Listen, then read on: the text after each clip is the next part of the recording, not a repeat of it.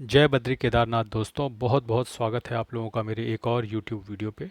तो दोस्तों, बहुत दिनों से मेरे कई सब्सक्राइबर मुझसे ये सवाल पूछ रहे थे कि भैया डायरेक्ट म्यूचुअल फंड्स और रेगुलर म्यूचुअल फंड्स में क्या डिफरेंस होता है, और इस पर एक वीडियो लाइए। तो चलिए आज ऐसा ही एक वीडियो लेकर मैं आपको आया हूँ और समझाता हूँ कि डायरेक्ट म्यूचुअल फंड्स और रेगुलर म्यूचुअल फंड्स में क्या डिफरेंस होता है।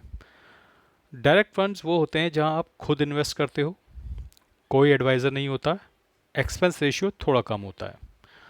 रेगुलर प्लान, आप एडवाइज़र डिस्ट्रीब्यूटर के थ्रू इन्वेस्ट करते हो, आपको गाइडेंस मिलती है, एक्सपेंस थोड़ा ज़्यादा होता है। यहाँ तक तो सबको पता है, लेकिन असली गेम यहाँ से स्टार्ट होता है। डायरेक्ट प्लान लेने वाले 90% लोग गलत फंड सिलेक्ट कर लेते हैं, मार्केट गिरने पर एसआईपी बंद कर देते हैं, पोर्टफोलियो रिव्यू कभी नहीं करते। रिजल्ट, रिटर्न कम हो जाते हैं या लॉस हो जाता है।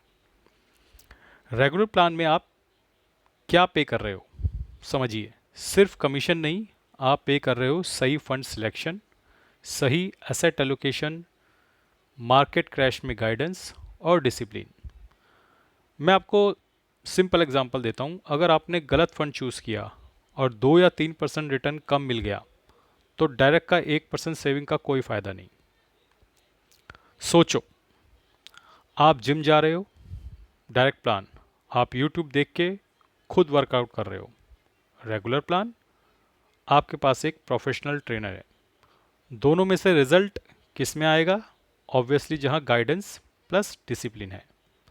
मैं ये नहीं कहता कि डायरेक्ट प्लान गलत है।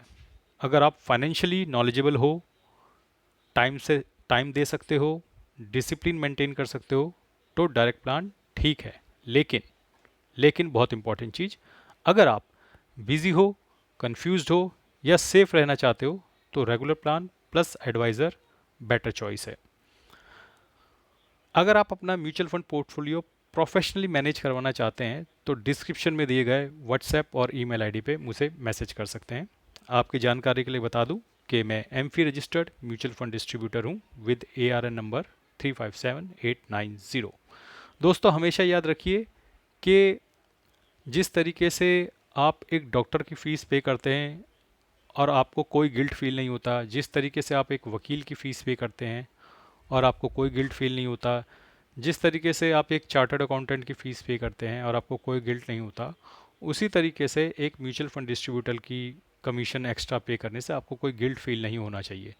देखिए, ऐसा बिल्कुल हो सकता है कि आप खुद से निवेश करें अगर आपको आता है, लेकिन वो आधा 1% जो आप कमीशन पे करते हैं, हो सकता है कि आपका म्यूचुअल फंड डिस्ट्रीब्यूटर आपको उसकी वजह से एक एक्स्ट्रा वैल्यू बना कर दे दे, जिससे आपका बेहतर और ज़्यादा फ़ायदा हो।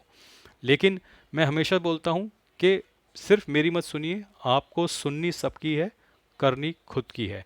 अगर आपको लगता है कि आप सर्वसमर्थ हैं, आपको किसी सपोर्ट की ज़रूरत नहीं है, तो निस्संदेह आप डायरेक्ट फंड्स में निवेश कीजिए। ये मेरी तरफ से आपको गाइडेंस।